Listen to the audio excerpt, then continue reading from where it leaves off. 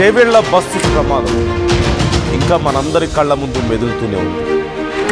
ఆ బస్సులో నష్టపోయినటువంటి కుటుంబాల ఆర్తనాదాలు, ఆ బస్సులో ప్రాణాలు కోల్పోయిన వాళ్ళ లేకపోతే అక్కడ గాయపడ్డ వాళ్ళ హాహాకారాలు ఇంకా మనకు వినిపిస్తూనే ఉన్నాయి.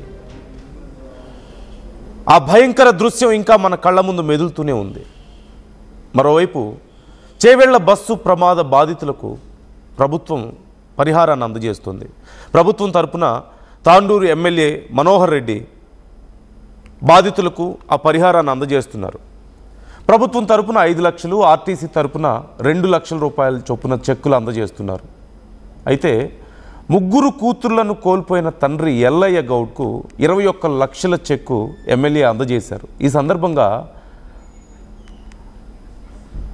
ఆ 3 కూతుర్లు నాకు పంపిన జీతమా ఇది అంటూ ఆ తండ్రి కన్నీళ్లు పెట్టుకుంటున్నటువంటి ఆ దృశ్యం ఇప్పుడు అది చూసే వాళ్ళ గుండెలను కరిగిస్తుంది. రెండో కూతురు ఉద్యోగం చేస్తూ 60,000 పంపేది అంటూ తన తండ్రి బాధపడుతున్నాడు. నా కూతుర్లను కోల్పోయాను, ఇప్పుడు వాళ్ళు పంపించే జీతమా ఇది, నేను దీంతో బతకాలా, నా కూతురు లేని బతుకు నాకు ఎందుకు, దేనికోసం బతకాలి నేను అంటూ ఆ తండ్రి కన్నీళ్లు పెట్టుకుంటుంటే చూసేవాళ్ళ హృదయాలు ద్రవిస్తున్నాయి. ఏం చెప్పి ఆ తండ్రిని ఓదార్చాలో అక్కడ ఉన్న వాళ్ళకి అర్థం కావడం లేదు. ఎంత డబ్బు ఇస్తే తమ కూతుర్లకు పరిహారంగా ఉంటుంది, తమ కూతుర్ల ప్రాణాలకు సమానంగా ఉంటుంది అంటూ ఆ తండ్రి అడుగుతుంటే ఏం చెప్పాలో తెలియక, ఆ తండ్రిని ఎలా ఓదార్చాలో తెలియక అక్కడ ఉన్న వాళ్ళందరూ మౌనం పాటించినటువంటి పరిస్థితి కనిపిస్తోంది. కేవలం ఆ ఒక్క తండ్రిదే కాదు ఈ బాధ. ఆ బస్సు ప్రమాదంలో కుటుంబాలను పోగొట్టుకుని కుటుంబ సభ్యులని, కుటుంబాలని రోడ్డున పడ్డటువంటి పరిస్థితి మనం చూస్తూనే ఉన్నాం. వాళ్ళందరిది ఇదే బాధ. ఏం చెప్పగలుగుతారు వాళ్ళకి? ఎన్ని లక్షలు ఇస్తే మాత్రం వాళ్ళకి ఆ నష్టాన్ని పూడ్చగలుగుతారు? ఒక్కసారి ఆ తండ్రి బాధను నేను మీకు చూపిస్తాను. బిడ్డలు బతికితే ఎంత మంచిగా ఉంటుంది.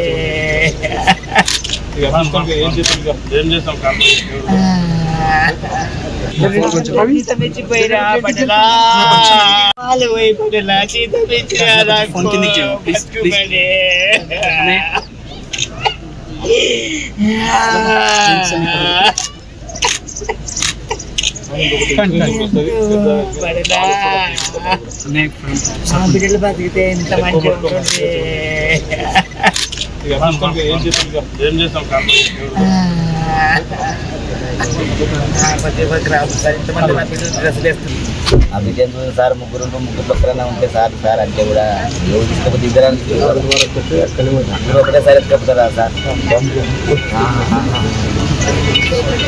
దాని గురించి ఇది జీతం కాదు కానీ ఏదో ఆర్థిక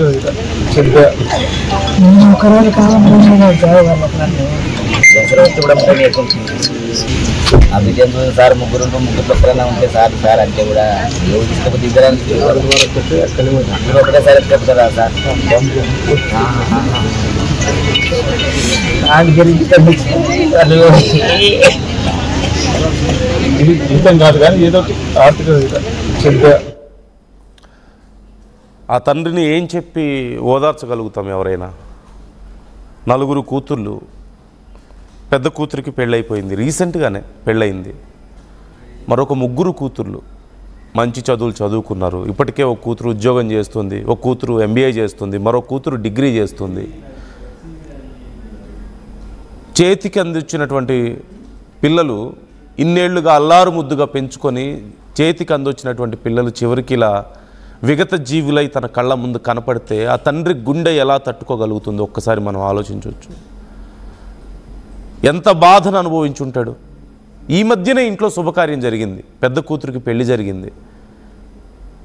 ప్లాన్ చేసుకుని ఉంటాడు కదా, రెండో కూతురికి ఇదిగో నెక్స్ట్ ఇయర్ చేయాలి, మూడో కూతురికి అప్పుడు చేయాలి, ఇలా చేయాలి,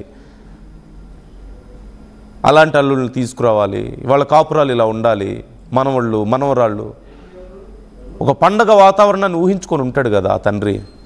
చిన్నప్పటి నుంచి పడ్డ కష్టాన్నంతా మర్చిపోయే సమయం కదా ఇది. కూతుర్లు జాబ్ చేస్తున్నారు, ఇప్పుడిప్పుడే ఎర్న్ చేస్తున్నారు. తాను గౌరవంగా 10 మందిలో తన కూతుర్లను బాగా చదివించి ప్రయోజకుల్ని చేశానన్నటువంటి ఆ గర్వాన్ని చాటుకునేటువంటి సమయం కదా. ఈ సమయంలో ఈ బస్సు ప్రమాదం రూపంలో మృత్యువు వాళ్ళ కుటుంబాన్ని రోడ్డున పడేసినటువంటి పరిస్థితి కనిపిస్తుంది. వాళ్ళ కుటుంబం చితికిపోయింది. కేవలం ఈ తండ్రిది మాత్రమే కాదు, ఆ రోజు జరిగినటువంటి ప్రమాదంలో అక్కడ ఉన్నటువంటి ఆ భయానకమైనటువంటి దృశ్యాలు ఇంకా మన కళ్ళ ముందు కదులుతూనే ఉన్నాయి.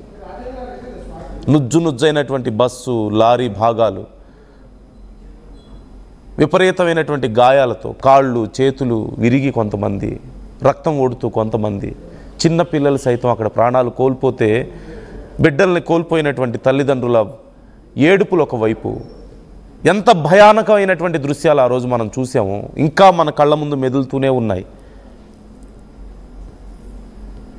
వాళ్ళకి ఇప్పుడు ప్రభుత్వం ఈ నష్టపరిహారాన్ని అందజేసే ప్రయత్నం చేస్తుంది. ప్రభుత్వం తరపున, ఆర్టీసీ తరపున. బట్ ఇలాంటి ఘటనలు రెగ్యులర్గా జరుగుతున్నాయి.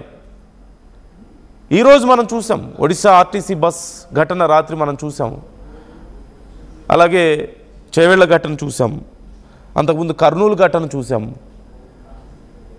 దేశవ్యాప్తంగా ఎన్నో ఘటనలు జరుగుతున్నాయి. బట్ ఈ మధ్య కాలంలో తెలుగు రాష్ట్రాల్లో ఇలాంటి భయానక ఘటనలు రిపీటెడ్గా జరుగుతున్నాయి. దేర్ షుడ్ బి సంథింగ్,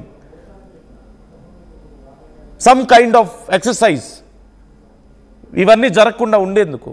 ఘటన జరిగిన 4 రోజులు ఏదో హడావుడి చేస్తే సరిపోదు. ప్రభుత్వాలు ఇప్పటికైనా కళ్ళు తెరవాలి. పదుల కుటుంబాలు, ప్రతి ఘటన జరిగిన ప్రతిసారి కొన్ని పదుల కుటుంబాలు రోడ్డున పడుతున్నాయి. పదుల సంఖ్యలో ప్రాణాలు కోల్పోతుంటే, కుటుంబాలు రోడ్డున పడుతుంటే ఇదిలాగే కొనసాగకూడదు. Government should open their eyes. ఆ 4 రోజులు హడావుడి చేయడం కాదు. ప్రాబ్లం ఎక్కడుంది? రోడ్ల మీద గుంతల కారణం అని చెప్పేసి మొన్న చేవెళ్ళ ఘటనకు సంబంధించి చెప్తున్నారు. గుంతలను తప్పించబోయి బస్సే వచ్చి మమ్మల్ని గుద్దిందని చెప్పేసి డ్రైవర్, లారీ వాళ్ళు చెప్తున్నారు. లేదు, లారీయే ఓవర్లోడ్ కారణంగా వచ్చి మాకు ఢీకొట్టిందని చెప్పేసి బస్సులో ఉన్న వాళ్ళు చెప్తున్నారు, అధికారులు చెప్తున్నారు. అసలు రోడ్ల మీద గుంతలే దీనికి కారణం అని చెప్పేసి మరికొందరు అంటున్నారు. లేదు, అటు లారీ ఓవర్లోడ్ ఉంది, ఇటు బస్సు కూడా ఓవర్లోడ్ ఉందని చెప్పి మరికొందరు చెప్తున్నారు. ఎన్ని కారణాలు చెప్పినా, ఎన్ని లెక్కలు వేసుకున్నా రోడ్డున పడ్డ కుటుంబాలకు జరిగిన నష్టాన్ని ఎవరూ పూడ్చలేరు. మీరిచ్చే 5 లక్షలు 7 లక్షలు ఆ కుటుంబాలను ఉద్ధరించవు, వాళ్ళ ప్రాణాలకి సమానం కావు. మొన్న మధ్య ఒక బీజేపీ నాయకులు మాట్లాడుతున్నారు, ఆ గుంతలుంటే స్లోగా వెళ్తారు, గుంతలు లేకనే స్పీడ్గా వెళ్ళి యాక్సిడెంట్స్ అవుతున్నాయని చెప్పి మాట్లాడుతున్నారు.